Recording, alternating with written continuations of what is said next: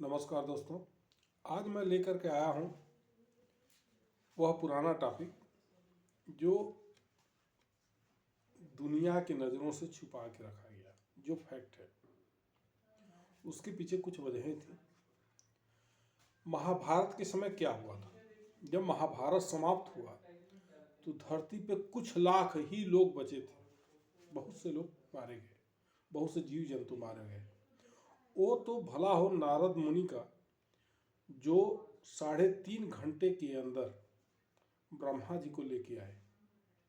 तो हुआ क्या था, जब महाभारत के समय अश्वत्थामा ने पांडवों के 5 पुत्रों को मार दिया तो उस पर दुर्योधन बहुत गुस्सा हुआ और दुर्योधन ने कहा कि जल्दी से भाग जाओ, नहीं तो पांडव तुम्हें नहीं छोड़ेंगे। तो वो अश्वत्थामा रातों रात भाग करके जा करके राजस्थान में वेद व्यास के एक कुटिया थी, वहाँ जाके छुपा था। पांडव खोजते खोजते बाद में वहाँ पहुँचे तो उसको मारने के लिए अर्जुन ने ब्रह्मास्त्र का उपयोग किया था। ब्रह्मास्त्र एक ऐसा अस्त्र है जिसे चला करके वापस लिया जा सकता है। इस पे गुस्सा करके, चूंकि अश्वत्थामा के पास उस समय धनुष बाण नहीं था, उसने ब्रह्मशीर चला दिया और ब्रह्मशीर चलाने के बाद वापस नहीं लिया जा सकता, जिसके कारण ब्रह्मशीर चलाने के कारण उस समय हमारे देश के 7 राज्य मलबे में तब्दील हो गए। मलबा 7 राज्य, जिसमें था गुजरात, राजस्थान, हरियाणा, पंजाब, दिल्ली और 3 प्रांत जो अभी पाकिस्तान में है, मलबे में तब्दील हो गया। सैकड़ों फीट मलबे में, जिसमें पूरी हस्तिनापुर और आपका जो सिंधु घाटी सभ्यता है, सब का सब मिट्टी में दब गया। क्योंकि वैसा जब चलाया जाता है ब्रह्मशिरा, तो 850 किलोमीटर प्रति घंटे की हवाएं चलती हैं।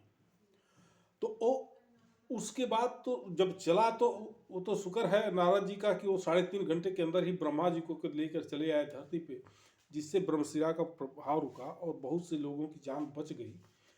और उसके बाद फिर क्या हुआ, उसके बाद ब्रह्मा जी ने 3 पुराण जो थे, जो जिसका नाम ही था अस्त्र शस्त्र पुराण, और एक पुराण और था उसका नाम था 3 पुराणों की आहुति दे दी, अग्नि में आहुति करा दिए।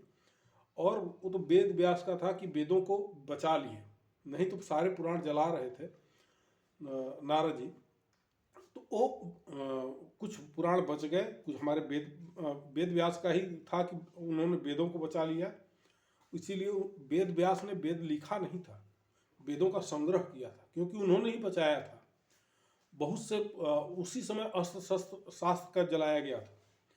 उसके बाद ब्रह्मा जी के सामने 72,000, उस समय 72,000 ब्राह्मणों ने आत्मसमर्पण किया और अपने अस्त्र शस्त्र डाले। सारे अस्त्र शस्त्र को लेकर के नारद जी ने, एक द्वीप है जिसका द्वीप का नाम ही है ब्राह्मण द्वीप। वो द्वीप कहाँ है? हिंद महासागर में डूबा है। जैसे द्वारिकापुरी डूब गई, वैसे हिंद महासागर में ब्राह्मण, एक उसका नाम है द्वीप का ब्राह्मण द्वीप। इस द्वीप का कनेक्शन सीधे हमारे जो क्या बोलते हैं, उत्तराखंड में पड़ता है भाई, एक स्थान है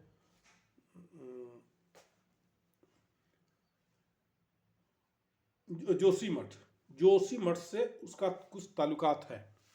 तो ये ब्राह्मण द्वीप पे हमारे 1441 दिव्यास्त्र आज भी रखे हुए हैं। वो ब्राह्मण द्वीप एक समय आएगा कि वो ऊपर आएगा। तो जब ब्रह्मशिरा चलाया था अश्वत्थामा ने, तो यही अरावली पर्वत श्रृंखला है। अरावली पर्वत श्रृंखला के चलते भारत के इधर के राज्यों पर बहुत कम असर पड़ा, लेकिन बहुत कम असर पड़ा। उधर ज़्यादा पड़ा। इधर अरावली पर्वत श्रृंखला ही थी जो ब्रह्मशिरा के प्रभाव को रोक दी। तो देखिए, ब्रह्मशीर अस्त्र का उपयोग अत्रि ऋषि द्वारा मंगल ग्रह पे किया था। मंगल ग्रह पे अत्रि ऋषि द्वारा किया गया था, जिससे पूरा मंगल ग्रह ही पूरा वीरान हो गया। तो ब्रह्मशिरा अस्त्र बहुत ही खतरनाक है। तो देखिए, अब उसके बारे में बता रहे हैं कि जब 72,000 ब्राह्मणों ने आत्मसमर्पण किए, तो उनको उस समय उस समय 72,000 ब्राह्मणों को उस समय के 45 प्रांतीय क्षेत्र बोला जाता था, 45 थे उस समय, उस 45 क्षेत्रों में भेजा गया। तब ब्राह्मणों द्वारा टोटल 3641 धर्म जो बोलते हैं, ब्राह्मणों ने केवल जाति नहीं बनाई, केवल वर्ण व्यवस्था नहीं बनाई, 3641 धर्म बनाए, 3641 ब्राह्मण द्वारा। और 1471 भाषाएं, लैंग्वेज जो आप पढ़ते हैं, हम हर भाषा का नाम भी बता देंगे जी कौन था। जैसे जोशी मठ के ही रहने वाले एक थे, उनका नाम है मुकुंदनाथ जोशी, जिन्होंने अरबी भाषा की उत्पत्ति भेड़ के चमड़े पे की थी। अरबी भाषा की उत्पत्ति मुकुंदनाथ जोशी द्वारा भेड़ के चमड़े पर अरबी भाषा की उत्पत्ति की गई थी।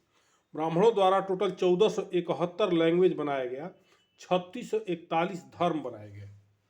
और प्रवासी भारतीयों की संख्या जो बताई जाती है कि 3.5 करोड़ है, 3.5 करोड़ नहीं, 11.25 करोड़ प्रवासी भारतीयों की संख्या आज भी 160 देशों में लगभग 7 करोड़ ब्राह्मण हैं, 7 करोड़। लेकिन अभी उसके बारे में डिटेल में भी बताएंगे। तो ये है स्थिति है। अब बताएंगे जब हम इस्लाम धर्म के बारे में बताएंगे कि इस्लाम धर्म की उत्पत्ति कैसे हुई, कहाँ से हुई, कौन किया, उसके बारे में बताएंगे तो और ज़्यादा डिटेल में जाएंगे। अभी ये महाभारत के समय जो घटनाएं घटी थी, जिसको किताबों में नहीं लिखा गया, उस संबंध में मैं लेकर के आया था। ठीक है दोस्तों, फिर मिलेंगे। नेक्स्ट टॉपिक इस्लाम धर्म।